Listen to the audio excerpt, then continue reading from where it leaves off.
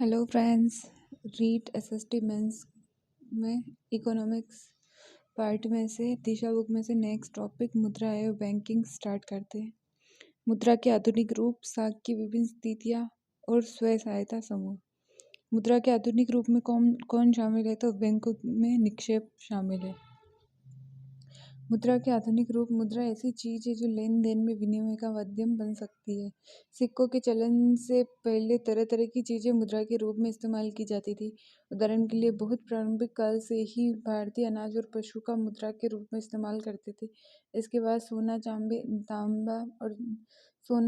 और तांबा जैसी धातुओं के सिक्कों का चलन हुआ, जिसका चलन पिछली सदी तक रहा। करेंसी। मुद्रा के आधुनिक रूपों में करेंसी, कागज के नोट और सिक्के शामिल हैं।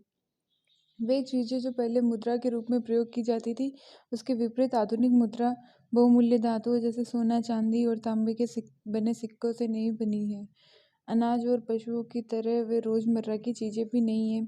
आधुनिक मुद्रा का इस प्रकार का अपना कोई इस्तेमाल नहीं है। भारत में भारतीय रिजर्व बैंक केंद्र सरकार की तरफ से करेंसी नोट जारी करता है।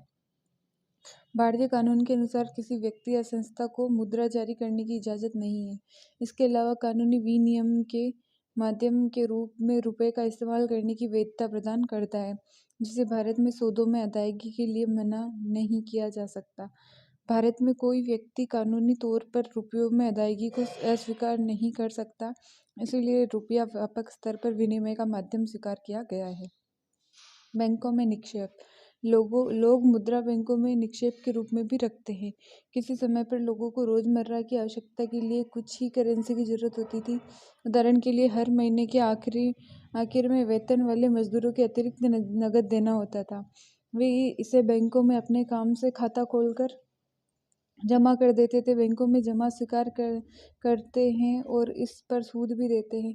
इस तरह लोगों को धन बैंकों के पास सुरक्षित रहता है और इस पर सूद भी मिलता है। लोगों को अपनी आवश्यकता के अनुसार इसमें से धन निकालने की सुविधा भी उपलब्ध होती है।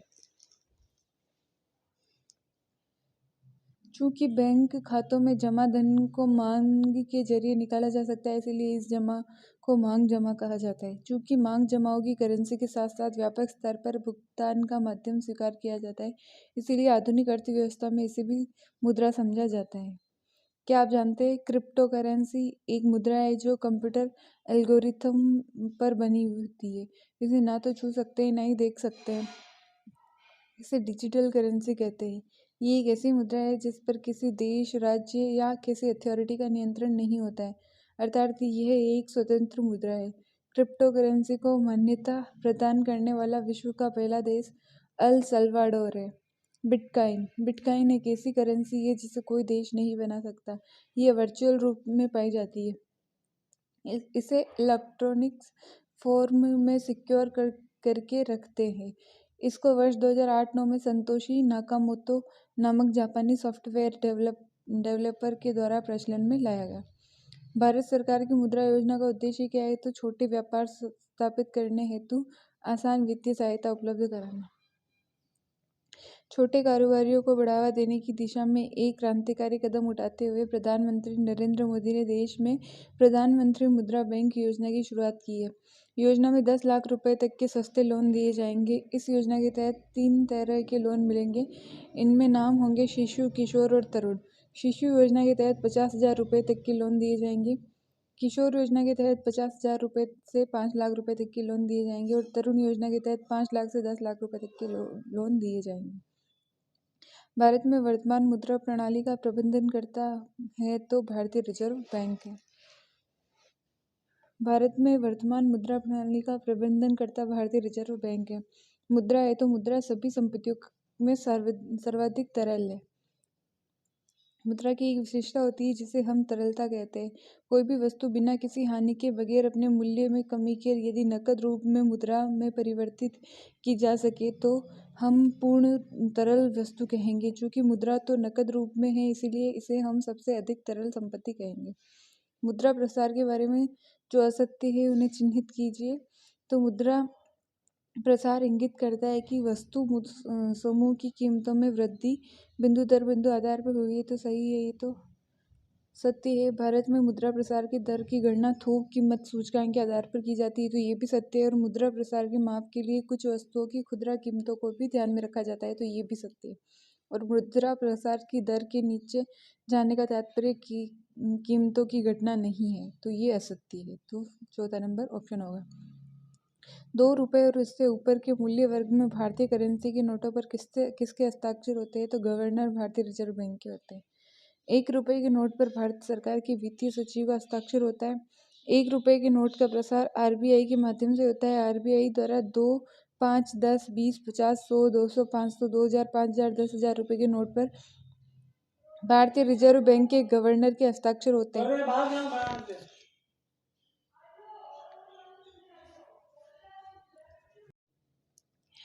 1 रुपये के नोट पर भारत सरकार के वित्त सचिव का हस्ताक्षर होता है। 1 रुपये के नोट का प्रसार आरबीआई के माध्यम से ही होता है। आरबीआई द्वारा 2, 5, 10, 20, 50, 100, 200, 500, 2000, 5000 व 10,000 रुपये के नोट पर भारतीय रिजर्व बैंक के गवर्नर के हस्ताक्षर होते हैं। और 1 रुपये के नोट पे किसके होते हैं? 1 रुपये के नोट के पे आरबीआई के माध्यम प्रसार तो आरबीआई के माध्यम से होता है, पर 1 रुपये के नोट पे हस्ताक्षर वित्त सचिव के होते हैं। 16 जनवरी 1978 को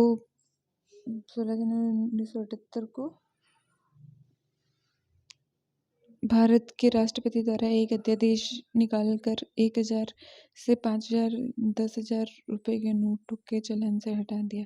आरबीआई ने लगभग 22 वर्ष पश्चात 9 अक्टूबर 2000 से पुनः 1000 रुपये के नोट को जारी किया। 8 नवंबर 2016 को केंद्र सरकार द्वारा 500 व 1000 के चलन में नोट बंद कर दिए और 500 2000 के नए नोट चलन में किए।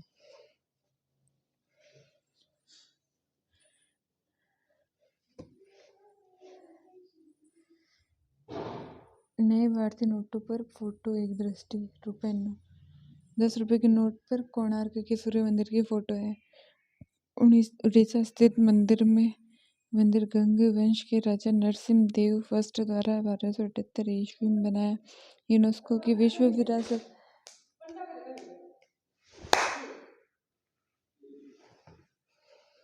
यूनेस्को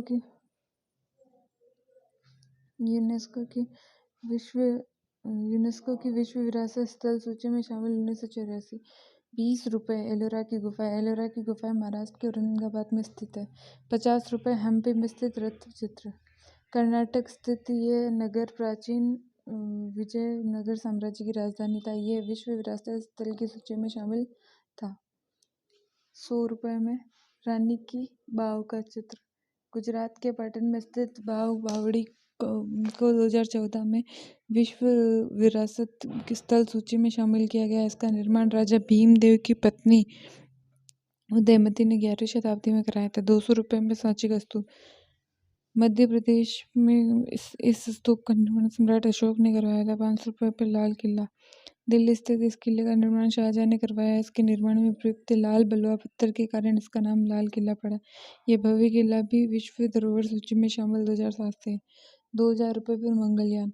भारत के प्रथम मंगल अभियान ने पहली बार मंगल की कक्षा में सफलतापूर्वक विश्व का प्रथम देश।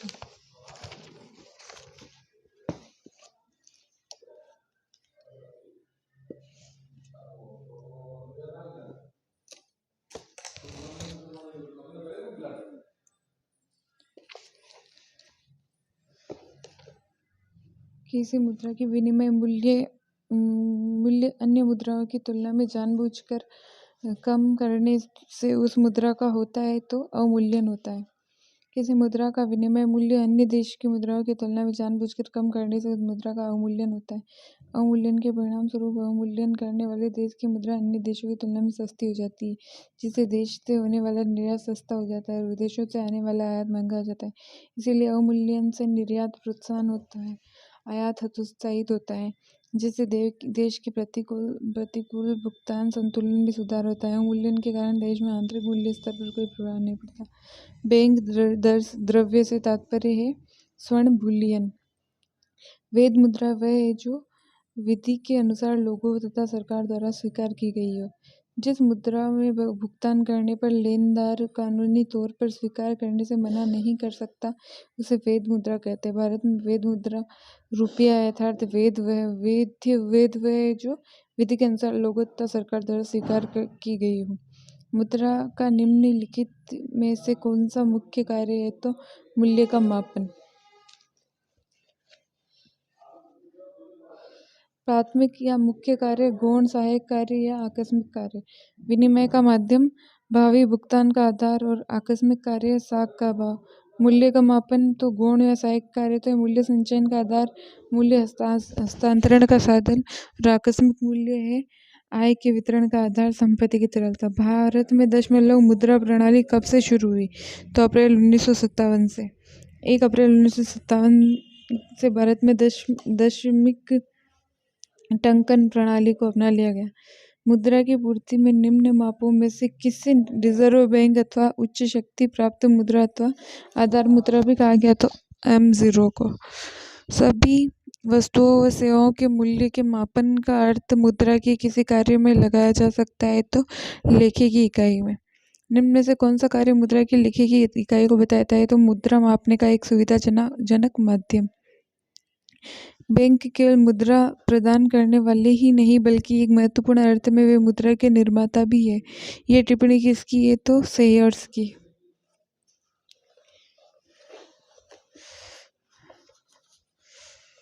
दुर्लभ मुद्रा किसे कहते हैं? ऐसी मुद्रा जो आसानी से सुलभ न हो। दुर्लभ मुद्रा अंतर्राष्ट्रीय मुद्रा मुद्रा है जिस पर सबसे अधिक भरोसा किया जाता है और जिसे प्रत्येक अर्थव्यवस्था द्वारा मांगा जाता है। ये ऐसी मुद्रा होती है जिसका व्यापार वैश्विक स्तर पर होता है। डॉलर तथा यूरो इत्यादि ऐसी मुद्राओं की श्रेणी में आती है। दुर्लभ मुद्रा अन्य मुद्राओं में आसानी से परिवर्तनीय होती है। कौन सा कथन सही है? तो मुद्रा अच्छी सेवक है परंतु बुरी स्वामी, ये सही है। रॉबर्टसन के अनुसार मुद्रा अच्छी सेवक है परंतु बुरी स्वामी है। कौन सी मुद्रा सबसे अधिक महंगी और मूल्यवान है? तो पाउंड स्टर्लिंग। भारतीय रुपये का 1 पाउंड स्टर्लिंग की कीमत लगभग 94 रुपये है। शेष मुद्राओं की कीमत भारतीय रुपयों में इससे कम है। सतत भुगतान शेष घाटे के कारण गिरते हुए विनिमय दर वाली मुद्रा को निम्नलिखित में से क्या कहा जाता है? तो सुलभ मुद्रा कहा जाता है। सतत भुगतान शेष घाटे के कारण गिरते हुए विनिमय दर वाली मुद्रा को सुलभ मुद्रा कहा जाता है। विदेशी मुद्रा बाजार में मुद्रा की मांग कम तथा उसकी पूर्ति अधिक है जिसके कारण मुद्रा का मूल्य गिर रहा है। निम्नलिखित में से किस भारतीय मौद्रिक नीति के बारे में निर्णय लेता है? तो भारतीय रिजर्व बैंक। भारत में मौद्रिक नीति का निर्माण एवं समीक्षा भारतीय रिजर्व बैंक करता है। निम्नलिखित में से कौन सा केंद्रीय बैंक का कार्य नहीं है? तो जनता की बैंकिंग सुविधाएं प्रदान करना ये केंद्रीय बैंक का कार्य नहीं है। केंद्रीय बैंक के कार्य सरकार को बैंकिंग सुविधाएं प्रदान करना, सरकार को उधार देना और वाणिज्यिक बैंकों को उधार देना। भारतीय रिजर्व बैंक की मौद्रिक नीति का कौन सा उद्देश्य नहीं है? तो राजकोषीय घाटे को कम करना नहीं है। बाकी देश की वृद्धि दर को बढ़ाना ये है। कीमत स्थिरता है। अर्थव्यवस्था के प्राथमिक क्षेत्रों के साख का प्रवाह है। भारत में एक अनुसूचित बैंक वह है जो भारतीय रिजर्व बैंक अधिनियम की द्वितीय अनुसूची में शामिल हो। भारतीय रिजर्व बैंक अधिनियम 1934 के अनुसार भारत के बैंकों को अनुसूचित और गैर अनुसूचित बैंकों में वर्गीकृत किया गया है। अनुसूचित बैंक ऐसे बैंक है जिन्हें भारतीय रिजर्व बैंक अधिनियम 1934 तथा दूसरी अनुसूची में दर्ज किया गया है। इसमें वे बैंक शामिल है जिनकी प्रदत्त पूंजी आरक्षित निधि का समग्र मूल्य 5 लाख रुपए से कम न हो और भारतीय रिजर्व बैंक को इस बात का विश्वास दिलाए कि वे जमाकर्ताओं के हित में कार्य कर रहे हैं।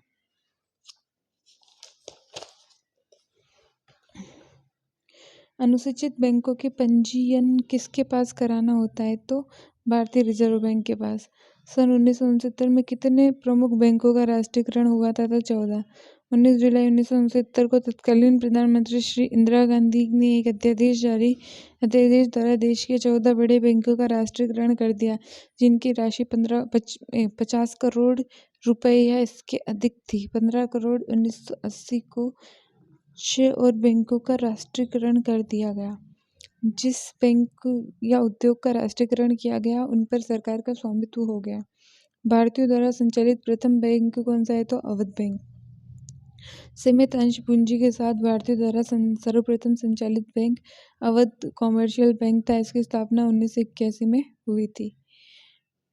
व्यावसायिक बैंक सामान्यतः ब्याज नहीं देते हैं, तो चालू जमा खाते पर ब्याज नहीं देते हैं। चालू खाता जिसमें जमाकर्ता अपनी जमा राशि में जब चाहे तब बैंक से धन निकाल सकता है, पर निकासी पर कोई रोक नहीं होती, अतः इस बैंक में कोई ब्याज नहीं देता है। कौन सा बैंक किसानों की दीर्घ अवधि या ऋण देता है? तो भूमि विकास बैंक देता है। भूमि विकास बैंक किसानों को दीर्घ अवधि का ऋण देता है। ये अवधि 9 से 15 वर्ष तक की होती है। कौन सा बैंक पहले इंपीरियल बैंक के नाम से जाना जाता था? तो state bank of India. Bharat का पहला बैंक वर्ष 1770 में बैंक ऑफ हिंदुस्तान कलकत्ता के नाम से स्थापित किया गया था। भारत का पहला व्यापारिक bank general bank of India, जिसको 1786 में खोला गया था। तदुपरांत निम्न 3 प्रेसिडेंशियल बैंकों की स्थापना की गई। प्रेसिडेंसी बैंक ऑफ बंगाल वर्ष 1806 और प्रेसिडेंसी बैंक ऑफ बम्बई वर्ष 1840 में प्रेसिडेंसी बैंक ऑफ मद्रास वर्ष 1843 में स्थापित हुई।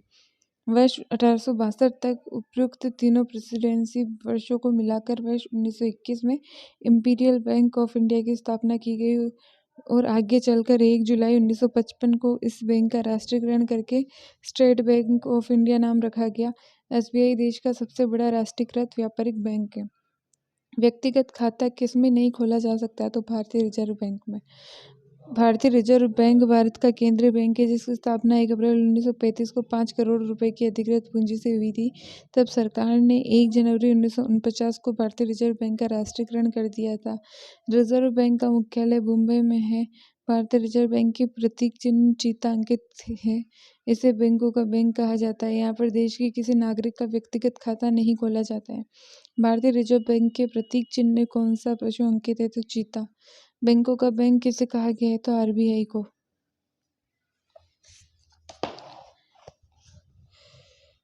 क्रॉस चेक वह होता है जिसे भुनाया जा सके केवल बैंक द्वारा। क्रॉस चेक में 2 समानांतर तिरछी रेखाएं तो पूरे चेक या चेक के ऊपर दाहिने कोने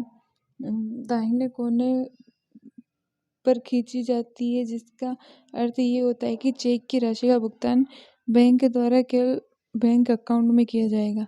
वाणिज्यिक बैंक क्रेडिट सृजित करते हैं तो अपनी जमा के आधार पर। वाणिज्यिक बैंक अपनी जमा के आधार पर क्रेडिट सृजित करते हैं। यदि बैंक नकदी जमा अनुपात 100% रखते हैं तो कोई साख निर्माण नहीं होगा।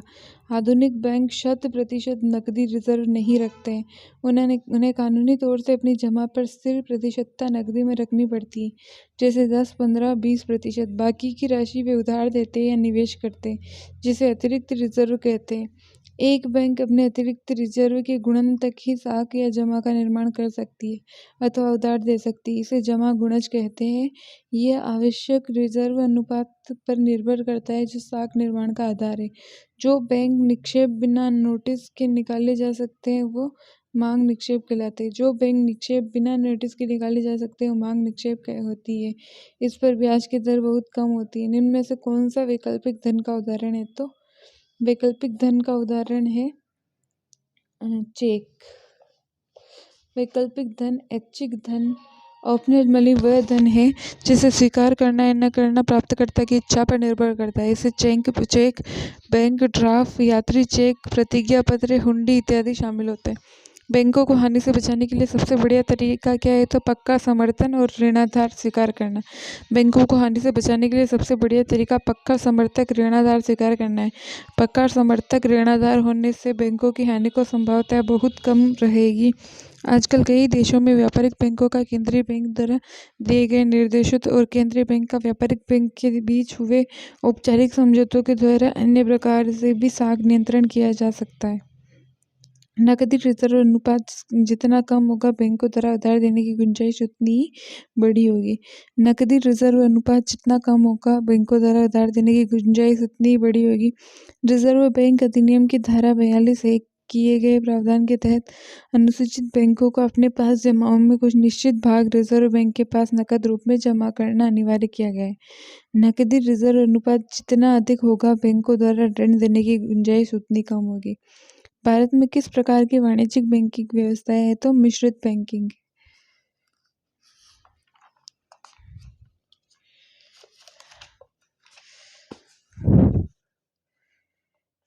भारत में मिश्रित बैंकिंग प्रणाली है। बैंकिंग प्रणाली मुख्यतः 3 तरह की होती है: मिश्रित बैंकिंग, यूनिट बैंकिंग और ब्रांच बैंकिंग।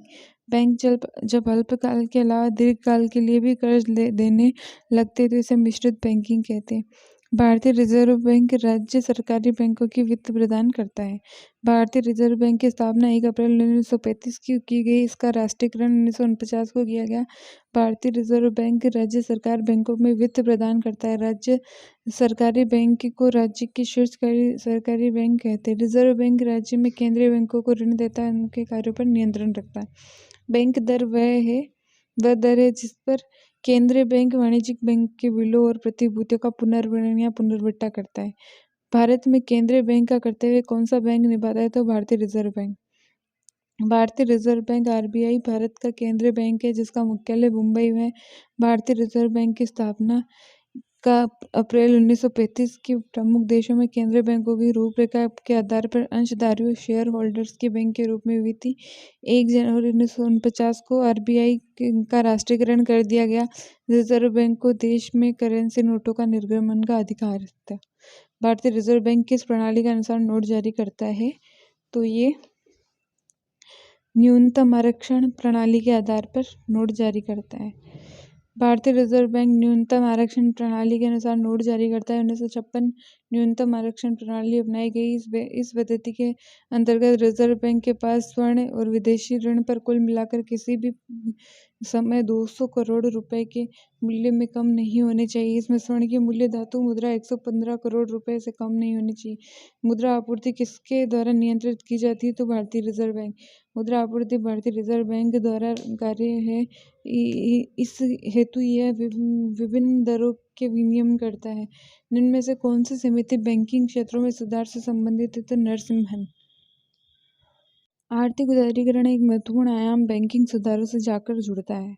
आरंभ में अर्थव्यवस्था के अन्य क्षेत्र की तरह बैंकिंग गतिविधियों को भी सरकार रिजर्व बैंक के जरिए नियंत्रित करती थी, जिसके कारण बैंकिंग क्षेत्र में कई समस्याएं उभरकर सामने आई।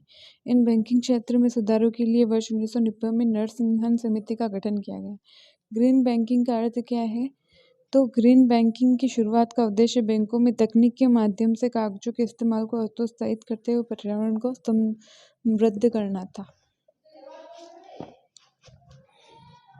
निम्न में से कौन सी आरबीआई का गुणात्मक उधार नियंत्रण उपाय नहीं था? तो खुला बाजार कार्यवाही नहीं थी। बाकी सीमांत अपेक्षाएं निर्धारित करना, परिवर्ती ब्याज दरें और उधार पात्रता ये सब थे। आरबीआई साख के नियंत्रण नियमन हेतु गुणात्मक परिमाणात्मक उधार नियंत्रण जैसे साधनों का प्रयोग करता है। सीमांत अपेक्षाएं निर्धारित करना, परिवर्ती ब्याज दरें, उधार पात्रता निर्धारण आरबीआई के गुणात्मक उधार नियंत्रण उपाय था, जबकि खुला बाजार की कार्यवाही परिमाणात्मक उधार नियंत्रण उपाय था। अर्थशास्त्र में साख का सामान्य अर्थ क्या है? उधार लेने देने की क्षमता।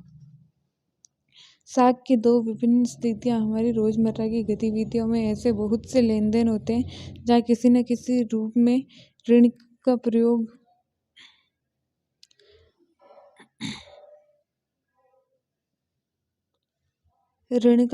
होता है। ऋण उधार से हमारा तात्पर्य एक सहमति से है जहाँ साहूकार कर्जदार को धन, वस्तु या सेवाएं मुहैया कराता है और बदले में भविष्य में कर्जदार से भुगतान करने का वादा लेता है।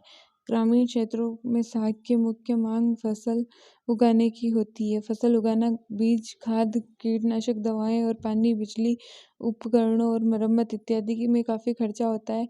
इन आगतों को खरीदने के फसल की बिक्री होने के बीच कम से कम 3-4 महीने का अंतराल होता है। आमतौर पर किसान ऋण के आरंभ में फसल उगाने के लिए उधार लेते हैं और फसल तैयार होने के बाद वापस कर देते हैं। उधार की अदायगी मुख्यतः फसल की कमाई पर निर्भर करती है। एक स्थिति में ऋण आय बढ़ने में सहयोग करता है जिसमें व्यक्ति की स्थिति पहले से बेहतर हो जाती है। दूसरी स्थिति फसल बर्बाद होने के कारण ऋण व्यक्ति को अपने जाल में फंसा देता है। भारतीय रिजर्व बैंक द्वारा साख नियंत्रण की रीतियाँ। तो अप्रत्यक्ष, मात्रात्मक और परिमाणात्मक रीतियाँ। बैंक दर, रेपो दर, अल्पकाल और परिवर्तनशील कोष, CRR, SLR, खुले बाजार। प्रत्यक्ष गुणात्मक या चयनात्मक रीत्या नैतिक दबाव, प्रचार, साख की राशनिंग और मार्जिन में परिवर्तन। ये अपना छूट गया था तो वापस देखते हैं। भारतीय रिजर्व बैंक न्यूनतम आरक्षण प्रणाली के अनुसार नोट जारी करता है। 1956 में न्यूनतम आरक्षण प्रणाली अपनाई गई। इस पद्धति के अंतर्गत रिजर्व बैंक के पास स्वर्ण और विदेशी ऋण पत्र कुल मिलाकर किसी भी समय 200 करोड़ रुपए के मूल्य में कम नहीं होने चाहिए। इस स्वर्ण का मूल्य धातु और मुद्रा मिलाकर 115 करोड़ रुपए से कम नहीं होना चाहिए। मुद्रा आपूर्ति किसके द्वारा नियंत्रित की जाती है? तो भारतीय रिजर्व बैंक। मुद्रा आपूर्ति का नियंत्रण भारतीय रिजर्व बैंक का कार्य है। इस हेतु ये विभिन्न दरों का विनियमन करता है। निम्न में से कौन सी समिति बैंकिंग क्षेत्र में सुधार से संबंधित है? तो नरसिम्हन। आर्थिक उदारीकरण का एक महत्वपूर्ण आयाम बैंकिंग सुधार से जाकर जुड़ता है। आरंभ में अर्थव्यवस्था के अन्य क्षेत्र की तरह बैंकिंग गतिविधियों को भी सरकार रिजर्व बैंक के जरिए नियंत्रित करती थी, जिसके कारण बैंकिंग क्षेत्र में कई समस्याएं उभर कर सामने आई। इस बैंकिंग क्षेत्र में सुधार के लिए 1990 में नरसिम्हन समिति का गठन किया गया। ग्रीन बैंकिंग का क्या अर्थ है? ये अपन ने पढ़ लिया था। भारत का सबसे बड़ा वाणिज्यिक बैंक है तो भारतीय स्टेट बैंक। भारतीय स्टेट बैंक भारत का सबसे बड़ा एवं सबसे पुराना बैंक है और वित्तीय संस्था इसका मुख्यालय मुंबई में है। बैंकों के अलावा ग्रामीण क्षेत्रों में सस्ते ऋण का एक स्रोत है तो सहकारी बैंक। सहकारी समितियों में ऋण। बैंकों के अलावा ग्रामीण क्षेत्रों में सस्ते ऋण का एक अन्य स्रोत सहकारी समिति। सहकारी समिति के सदस्य अपने संसाधनों को कुछ क्षेत्रों तक सहयोग के लिए एकत्र करते हैं। कई प्रकार की सहकारी समितियां संभव है, जैसे किसान, बुनकरों, औद्योगिक मजदूरों इत्यादि की सहकारी समितियां। कृषक सहकारी समिति सोनपुर के नजदीक गांव में काम करना और 2300 किसान सदस्य। ये अपने सदस्यों से जमा प्राप्त करती है। जमा प्राप्ति का ऋणाधार मानते हुए इस सहकारी समिति ने बैंक में बड़ा ऋण प्राप्त किया है। इस पूंजी का इस्तेमाल सदस्यों में कर्ज देने के लिए किया जाता है या ऋण लौटाने के बाद कर्ज का दूसरा दौर शुरू किया जा सकता है। कृषक सहकारी समिति कृषि उपकरण खरीदने, खेती और कृषि व्यापार करने, मछली पकड़ने, घर बनाने, अन्य विभिन्न प्रकार के खर्चों के लिए ऋण मुहैया कराती है। साख के अनौपचारिक वर्ग में शामिल है तो व्यक्तिगत साख, देसी बैंकर और साहूकार बनिए सब शामिल है। तो भारत में औपनिवेशिक क्षेत्र में साख विभिन्न प्रकार के ऋणों के दो भागों में बांटा जा सकता है। बैंकों में सहकारी समिति के लिए कर्ज आते हैं। अनौपचारिक उधारदाता और साहूकार, व्यापारी, मालिक, रिश्तेदार, दोस्त इत्यादि आते हैं। अनौपचारिक क्षेत्र ऋणदाताओं की गतिविधियों को देखरेख करने वाली कोई संस्था नहीं है। वे ऐच्छिक दरों पर ऋण दे सकते हैं। उन्हें नाजायज तरीके से अपने पैसे वापस लेने से रोकने वाला कोई नहीं है।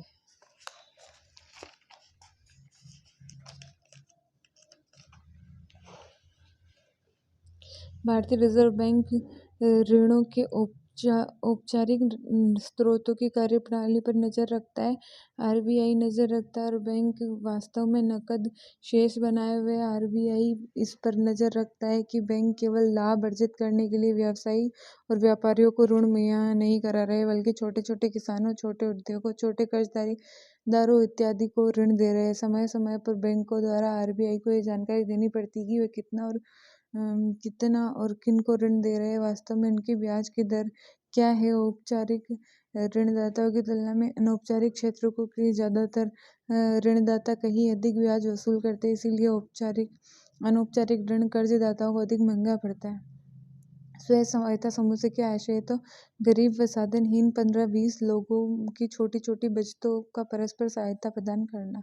निर्धनों में स्वयं सहायता समूह हाल के वर्षों में लोगों में गरीबों को उधार देने के लिए कुछ नए तरीके अपनाने की कोशिश की है। इनमें से एक विचार ग्रामीण क्षेत्रों में गरीबों, विशेषकर महिलाओं के छोटे छोटे स्वयं समूह को संगठित करने और उनकी बचत पूंजी को एकत्रित करने का आधार है। एक विशेष स्वयं सहायता समूह एक दूसरे के पड़ोस से 15-20 सदस्य होते हैं जो नियमित रूप से मिलते बचत करते हैं। प्रति व्यक्ति बचत 25 रुपये से लेकर 100 रुपये से अधिक हो सकती है। ये परिवारों की बचत करने की क्षमता पर निर्भर करता है। सदस्य अपनी ज़रूरतों को पूरा करने के लिए छोटे कर्ज समूह से ही कर्ज ले सकते हैं। समूह इन कर्जों पर ब्याज लेता है, लेकिन यह साहूकार द्वारा लिए जाने वाले ब्याज से कम होता है। 1 या 2 वर्षों के बाद अगर समूह नियमित रूप से बचत करता है तो समूह बैंक से ऋण लेने के योग्य हो जाता है। ऋण समूह के नाम पर दिया जाता है और इसका मकसद सदस्यों के लिए स्वरोजगार के अवसर पर सृजन करना है। उदाहरण के लिए सदस्यों में छोटे छोटे कर्ज अपनी गिरवी जमीन छुड़ाने के लिए, कार्यशील पूंजी की जरूरतें, बीज, खाद, बांस, कपड़े खरीदने के लिए और घर बनाने, सिलाई की मशीन इत्यादि संपत्ति खरीदने के लिए दिए जाते हैं। बचत और ऋण गतिविधियों से संबंधित ज्यादातर महत्वपूर्ण निर्णय समूह के सदस्य स्वयं लेते हैं। समूह दिए जाने वाले ऋण, उसका लक्ष्य, उसकी रकम, ब्याज दर, वापस लौटाने की अवधि आदि के बारे में निर्णय करता है। इस ऋण को लौटाने की जिम्मेदारी भी समूह की होती है। एक भी सदस्य अगर ऋण वापस नहीं लौटाता तो समूह के अन्य सदस्य इस मामले को गंभीरता से लेते हैं। इस कारण बैंक निर्धन महिलाओं को ऋण देने के लिए तैयार हो जाता है जब वह अपने को स्वयं सहायता समूहों में संगठित कर लेती है, यद्यपि उनके पास कोई ऋणाधार नहीं होता है। इस तरह स्वयं सहायता समूह कर्जदारों को ऋणदार की कमी की समस्या से उबारने में मदद करता है। उन्हें समयानुसार विभिन्न प्रकार की आवश्यकताओं के लिए एक उचित ब्याज दर पर ऋण मिल जाता है। इसके अतिरिक्त ये समूह ग्रामीण क्षेत्रों में गरीबों को संगठित करने में मदद करते हैं।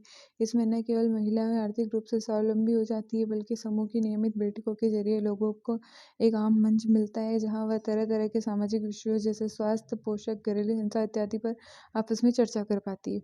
स्वयं सहायता समूह की अवधारणा को मूर्त रूप देने वाले अर्थशास्त्री प्रोफेसर मोहम्मद यूनुस थे। वैश्विक स्तर पर स्वयं सहायता समूह का प्रारंभ बांग्लादेश से माना गया है। बांग्लादेश के चट्टगांव विश्वविद्यालय में अर्थशास्त्र के प्रोफेसर श्री मोहम्मद यूनुस को इसका सृजनकर्ता माना जाता है। उन्होंने बांग्लादेश ग्रामीण बैंकों की स्थापना 1970 में की। ग्रामीण विकास मंत्रालय में छूटे हुए योग्य परिवारों को एसएचजी से जोड़ने हेतु अभियान कब चलाया गया था? 2022 में। 15 दिवसीय देशव्यापी अभियान ग्रामीण विकास मंत्रालय ने 7 से 20 सितंबर 2022 तक छूटे हुए योग्य परिवार को एसएचजी से जोड़ने हेतु 15 दिवसीय देशव्यापी अभियान चलाया। एनआरएलएम के तहत 34 राज्यों और केंद्र शासित प्रदेश में छूटे हुए गरीब, ग्रामीण और गरीब महिलाओं को महिला स्वयं सहायता समूह एसएचजी के जोड़ने की प्रक्रिया में तेजी लाना इस अभियान का उद्देश्य था। ये टॉपिक हुआ कंप्लीट। Thank you friends.